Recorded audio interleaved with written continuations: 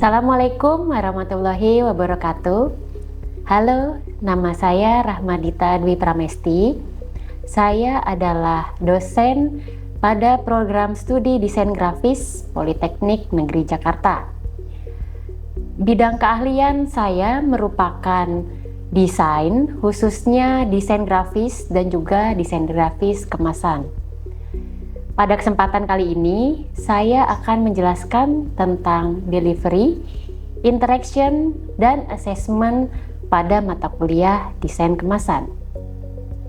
Mata kuliah desain kemasan merupakan mata kuliah wajib di program studi desain grafis yang mempelajari tentang pengetahuan dan jabaran berbagai aspek yang terkait tentang dasar-dasar desain kemasan, elemen prinsip, serta makna dan penggunaannya, serta tahapan pembuatan desain kemasan, aplikasi pada label kemasan, pengetahuan umum profesi desainer kemasan, serta aturan teknis pada desain kemasan.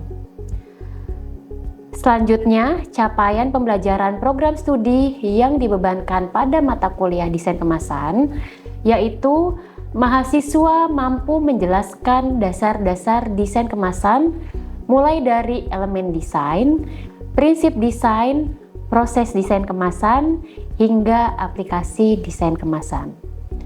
Tujuan belajar dari mata kuliah desain kemasan adalah mampu menerapkan pengetahuan dasar seni rupa dan memanfaatkan teori dasar komunikasi visual untuk membuat karya desain yang menjadi solusi pemecahan masalah klien.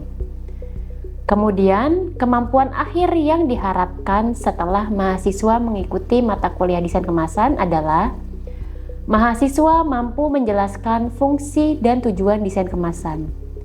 Selanjutnya, mahasiswa mampu menjelaskan profesi desainer kemasan dan job desk pada perusahaan desain kemasan. Kemudian, mahasiswa mampu menjelaskan etika dalam desain kemasan. Selanjutnya, mahasiswa mampu menjelaskan elemen dan prinsip desain kemasan. Kemudian, mahasiswa mampu mengidentifikasi proses desain kemasan.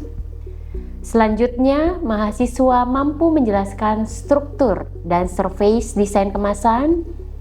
Kemudian, mahasiswa mampu menganalisis label kemasan.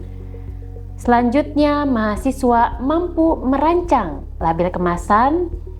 Dan yang terakhir adalah mahasiswa mampu membuat final artwork atau FAW untuk label kemasan. Berikut merupakan cuplikan dari pembelajaran di kelas yang diadakan secara offline pada mata kuliah desain kemasan. Oke, selamat pagi kelas 2B. Oke, jadi hari ini kita akan membahas dan diskusi tentang mind map. Nah, ini kan relate dengan project kalian ya pada setengah semester ini, yaitu tentang desain kemasan untuk UMKM. Nah, untuk tahapan pertama, untuk menentukan konsep desain, kalian perlu brainstorming ya dengan menggunakan mind map. Oke. Yang pertama adalah kalian masih ingat apa itu mind map? Jadi mind map itu adalah sebenarnya teknik pencatatan ya. Jadi perlu diingat. Kenapa mind map itu ada keyword-keyword? Karena dia itu dicatat. Bisa aja kan kalian cuma diskusi aja. Misalnya kalian brainstorming nih dengan cara diskusi, kan sebenarnya bisa aja ya. Nggak perlu pakai metode mind map. Cuman kenapa akhirnya harus dengan mind map? Karena tadi gunanya atau tujuannya untuk mencatat ide-ide yang sedang kalian diskusikan. Oke, nah ini ada beberapa fungsi mind map untuk ideasi konsep desain kemasan. Tadi kan saya sampaikan bahwa mind map itu nggak hanya cuma buat desain aja loh. Ada yang udah pernah pakai sebelumnya mind map? Selain untuk desain ya. Di sekolah mungkin di SMA. Pakai untuk apa? Peta konsep. Oh, untuk bab. Berarti ngerangkum ya. Oke.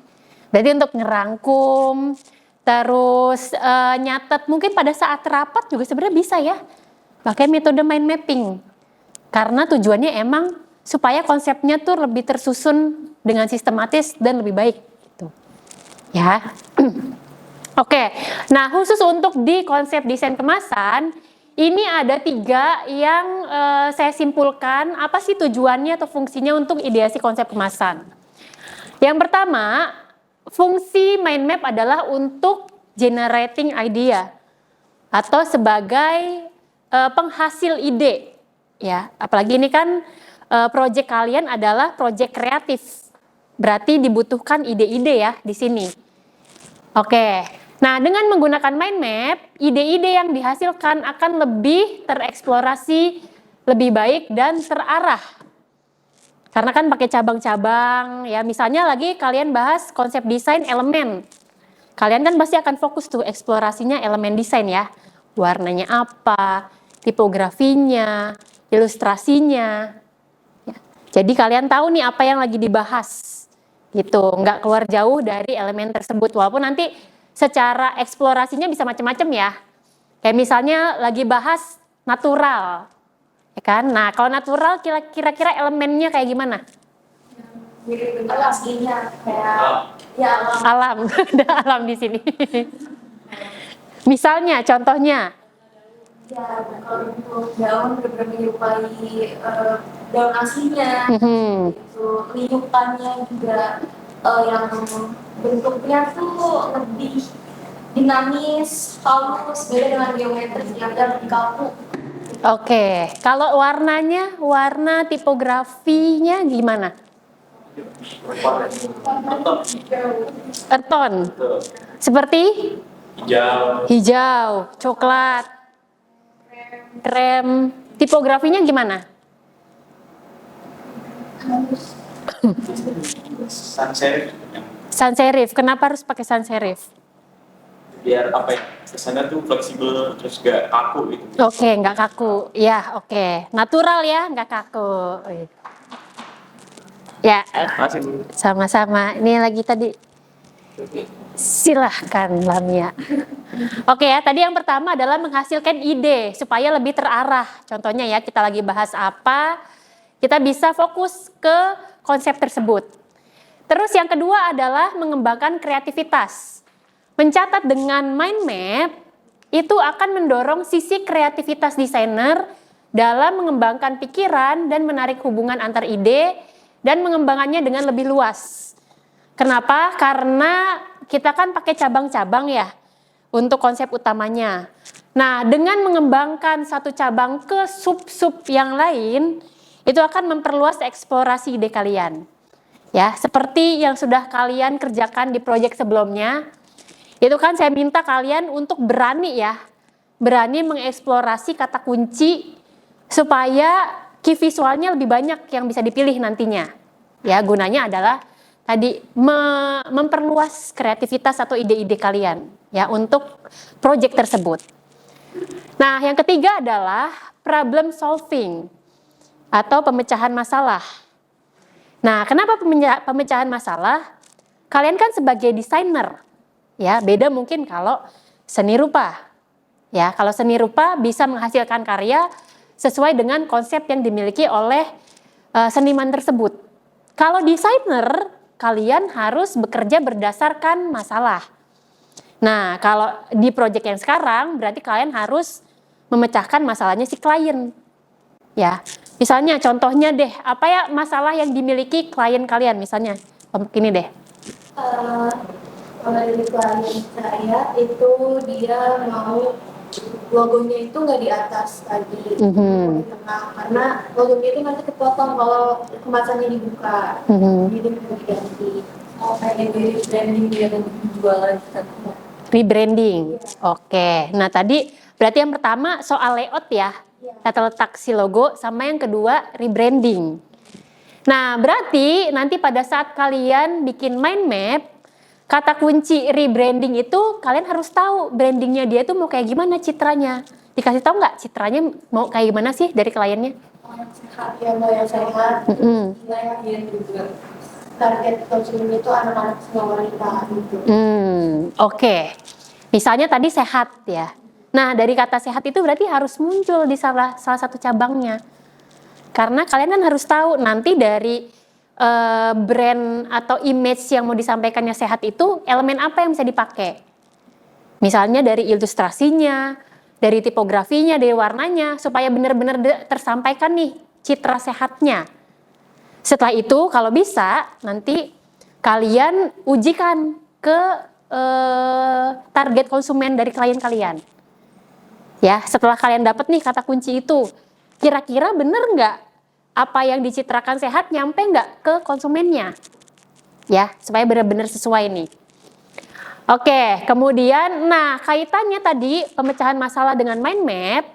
Mind map ini digunakan untuk mengatur ide secara visual, sehingga desainer dapat menemukan relasi antar informasi dan menghasilkan pemecahan masalah yang lebih efektif. Jadi sesuai dengan permasalahan klien. Ya, tadi misalnya kelompok ini permasalahannya adalah di layout sama rebranding. Kalau yang lain gimana? Kelompoknya Andika gimana? Kita pokoknya pengen yang lebih minimalis. Minimalis. Kalau yang sebelumnya emang gimana? Itu lebih elegan gitu. Ibu maunya lebih elegan. Bisa bersaing sama brand besar juga. Oke, berarti dia harus redesign ya. Konsep desainnya atau stylenya lebih ke minimalis, elegan. Oke, nah berarti minimalis elegan nanti harus muncul ya di mind map-nya. Dan kata kuncinya sama sih kayak tadi. Elemen desainnya apa yang bisa menggambarkan minimalis dan elegan. Misalnya kalau minimalis layoutnya lebih clean. Terus kalau elegan gimana citranya? Kalau elegan elemen desainnya seperti apa? Mungkin dari fontnya kan ya. Kayak gimana? Tegas. Beda serif. Terus dari warna juga. Oke.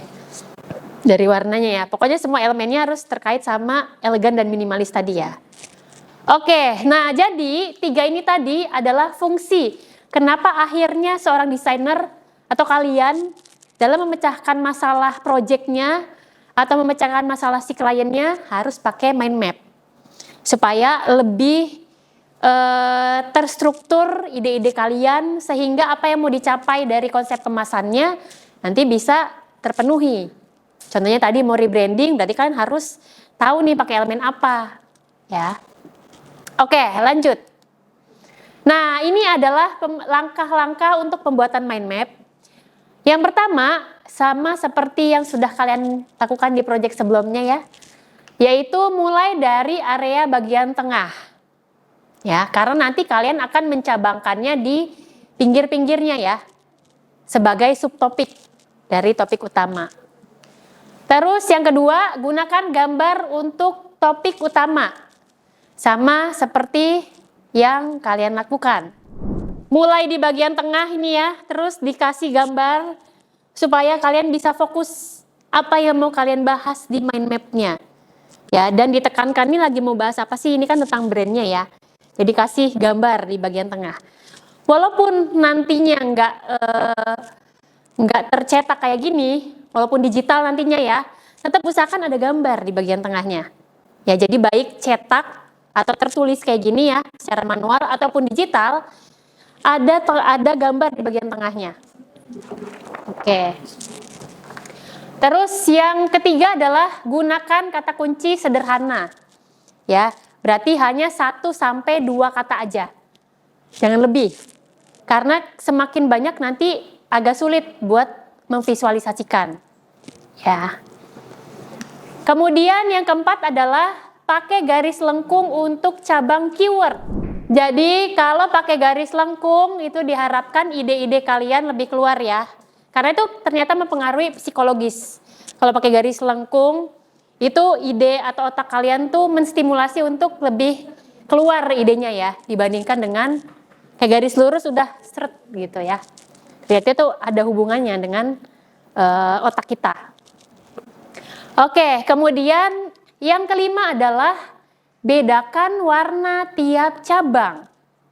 Ya, ada yang tahu kenapa harus beda-beda warna tiap cabang?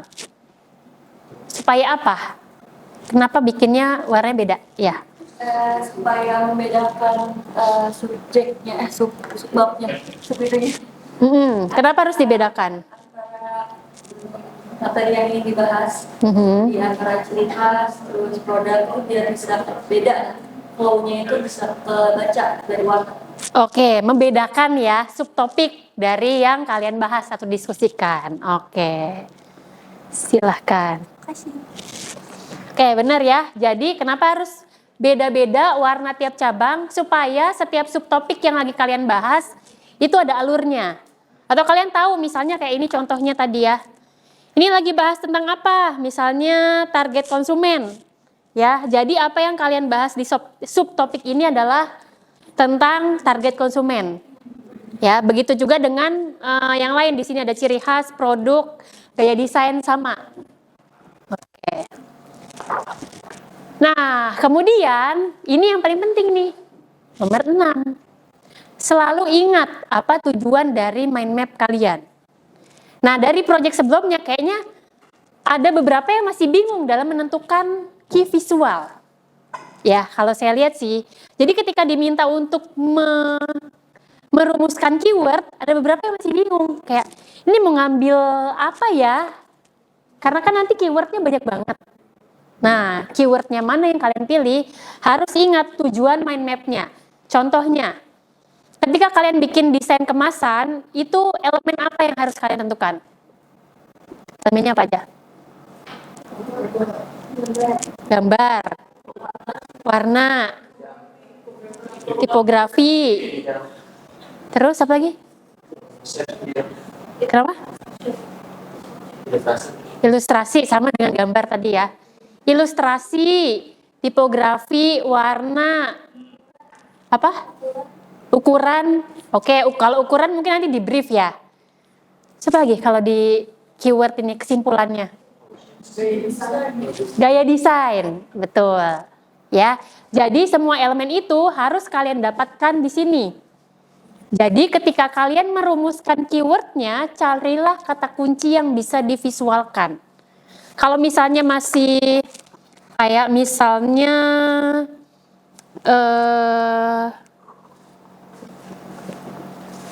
nah ini contohnya masih kata kunci yang dipilih playful. Nah ini kan belum ke arah elemen desainnya ya. Kalau playful tuh pakai warnanya gimana? Nah itu harus dirumuskan di sini. Ya tipografinya gimana? Nah itulah. Berarti kalian harus tahu tujuan mind map kalian adalah untuk menemukan elemen desain. Ya atau key visual atau keyword yang bisa divisualisasikan. Ya. Jadi jangan kata kunci yang belum bisa divisualisasikan di sini kalian ambil. Karena nanti dari keyword ini baru kalian turunkan jadi mood board kan ya. Gitu. Sehingga kalian udah tahu nih yang mau diturunkan di mood board-nya itu dari kata kuncinya kayak gimana, tinggal cari. Misalnya kata kuncinya warna merah, kuning, hijau. Nah, tinggal di mood board-nya berarti kalian merahnya kayak gimana, ya kuningnya yang seperti apa, hijaunya yang kayak gimana gitu. Ya, jadi bukan jadi bagian terpisah dari mood board. Mood board-nya kemana, mind map-nya kemana. Kayaknya kemarin banyak juga yang kayak gitu ya. Ngaku. Ya, jadi antara mood board, malah kemarin juga ada akhirnya yang kayak terbalik, mood board-nya direvisi terus balik lagi ke mind map. Banyak ya yang kayak gitu ya. Bu, saya mood board-nya ganti, mind map-nya masih boleh ganti nggak? Nah ada ya kelompok yang kayak gitu ya. Jadi intinya ketika kalian bikin mind map, pastikan sudah tahu konsepnya mau seperti apa. Ya, jadi jangan dibalik. Mood board revisi terus mind map direvisi. Jadi pastikan udah fix dulu ya. Konsep kalian itu mau kayak gimana di mind map-nya. Gitu. Sehingga kalau mau perubahan, ya perubahan adalah di step selanjutnya di mood board. Ya. Oke, lanjut. Nah, sekarang kita mulai brainstorming dengan mind map. Yang pertama adalah duduk bersama kelompok Anda. Udah ini sama kelompoknya? Udah, oke. Kemudian yang kedua, siapkan tools untuk membuat mind map di atas karton. Nah, Tapi hari ini kita akan bikin mood board-nya secara digital, ya. Jadi nggak perlu karton ya. Untuk memudahkan kalian diskusi hari ini, jadi digital aja ya. Kemudian yang ketiga, tuliskan topik di tengah, lalu mulai eksplorasi kata kunci dengan menambahkan sticky notes. Di sticky notes-nya digital aja ya, karena mind map hari ini digital. Kemudian yang keempat, setiap anggota kelompok wajib aktif memberi ide kata kunci dari topik yang didiskusikan. Ya, jadi ingat kata kuncinya adalah setiap anggota kelompok wajib ya. Nggak boleh cuma satu orang yang ngerjain nantinya.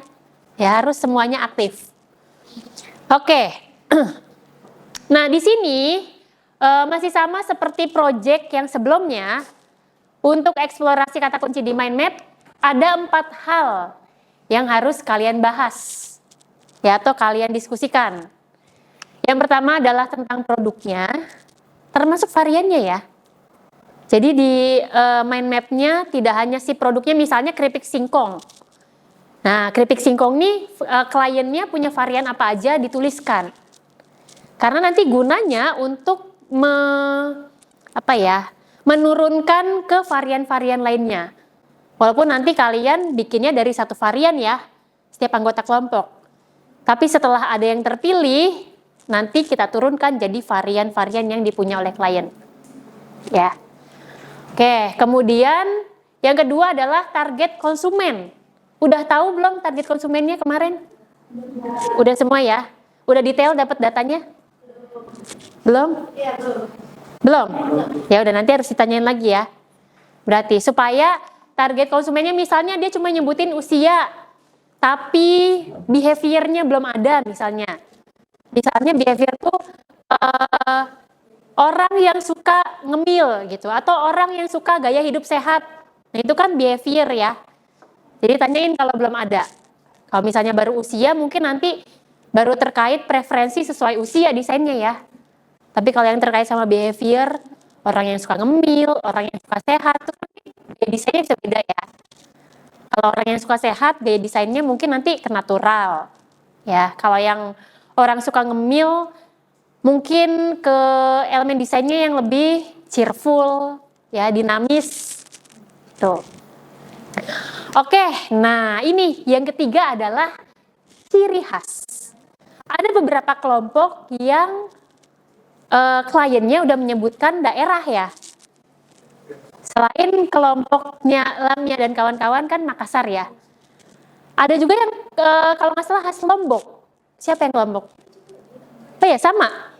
Berarti kliennya dua-duanya asli Lombok ya? NTB ya, NTB ya Lombok. Kalau Lombok mau apa? Abon Lombok. Oh, oleh-oleh khas. Kalau yang kelompok kalian? Tapi Keripik oleh-oleh juga tapi. Oh ya udah. Berarti nanti kalau misalnya kalian membahas atau membreakdown ciri khasnya harus ada tentang NTB ya. Ini dua kelompok ini ya. Harus ada yang berkaitan tentang NTB. Nah, kalau yang lainnya berarti kan nggak ada daerahnya ya? Ada? Jakarta. Jakarta? Apa ininya? Produknya? Ketapang. Oh iya benar, biji ketapang nih gampang banget nih. Oleh-oleh khas Betawi ya biasanya ya. Oke. Yang lainnya? Nggak ada ya? Nah, kalau yang tadi nggak ada ciri khas kedaerahannya yang mau dieksplor, berarti ciri khasnya kalian masukkan tentang keunggulan produknya. Ya, kalau yang nggak ada, misalnya nggak ada request sesuai dengan daerahnya, masukin keunggulan produknya. Ciri khasnya apa? Yang membedakan produk klien kalian sama produk kompetitornya apa? Berarti ini harus tanya ke klien ya. Udah? Ya udah, sip. Berarti nanti bisa dimasukin ya tentang ciri khasnya. Terus tentang gaya desain. Nah, ini berarti diambil dari creative brief. Yang bagian apa? Tone and manner, benar ya. Tone and manner-nya udah sesuai? Udah diisi? Udah diisi ya? Udah diisi? Udah. Udah kayaknya. Udah. Belum fix. Berarti hari ini harus mau explore lagi. Ya udah, nanti di fixin ya hari ini ya. Karena kan kalian lanjut ke mind map, berarti harus sudah fix dulu tone and manner-nya. Nah, ada satu tambahan lagi yang cabang yang harus kalian tambahkan, yaitu key message. Ya, key message-nya udah diisi dari briefnya? Belum. Belum final. Berarti sebelum nanti memfinalkan mind map-nya, harus difinalkan dulu konsepnya key message-nya. Karena apa yang akan kalian explore di key message ini kan akan berhubungan apa yang mau disampaikan sama si kliennya. Kalau kalian key message-nya belum final, berarti kan konsep atau apa yang mau dicitrakan di kemasannya kan kalian belum fix juga. Ya.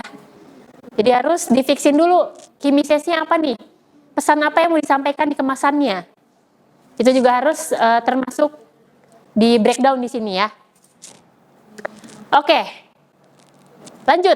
Nah, kesimpulannya adalah tadi yang saya sampaikan ya, bahwa ketika kalian membuat mind map, tentukan kata kunci yang akan dipakai sebagai key visual untuk eksplorasi desain selanjutnya.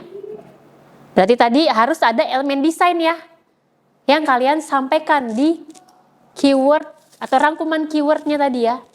Harus ada tipografinya, harus ada warnanya, harus ada ilustrasinya, dan juga gaya desainnya. Diambil dari tone and manner ya. Nah, kata kunci yang kalian pilih tadi harus memuat semua elemen desain untuk nanti di acuannya menjadi mood board. Baik, bismillahirrahmanirrahim. Assalamualaikum warahmatullahi wabarakatuh. Waalaikumsalam warahmatullahi wabarakatuh. Perkenalkan, kami dari agensi Core Create ingin menjelaskan progres tentang mind map Meizelpa 88. Untuk progres kita sebenarnya udah sampai di tahap pemilihan. Dari yang kebanyakan itu kita dari poin tone and manner. Pemilihan key message itu yang diberi sama klien kita itu ada yang alami, sehat, tradisional, juga modern. Jadi kita mencoba brainstorming dari pilihan itu yang tradisional dan modern, kita coba gabungkan pemilihan gaya desain, yaitu stylenya minimalism, dimana kita cabangkan lagi. Yang maksimalis itu kita lebih untuk ke warna terangnya, dan polanya itu lebih ke padat. Dan sedangkan yang untuk minimalism kita cabangkan untuk font. Jadi font yang kita pakai nanti itu sans serif. Kita juga dapat shape untuk minimalis, pemilihannya itu simple. Tapi kita kayak masih belum milih juga sih bentuk shape. Simpelnya itu kayak gimana? Mungkin lebih ke geometris nanti. Dari klien memilih untuk menampilkan ciri khas Lombok. Jadi di sini kita lebih milih ke yang apa? Motif tenunnya, tenun sasak, dan juga rumah adat. Iya. Ya, rumah adat Lembung. Kalau dari kliennya berkenan ngirimin produk nggak nantinya? Enggak. Cuma bilang nanti foto sendiri.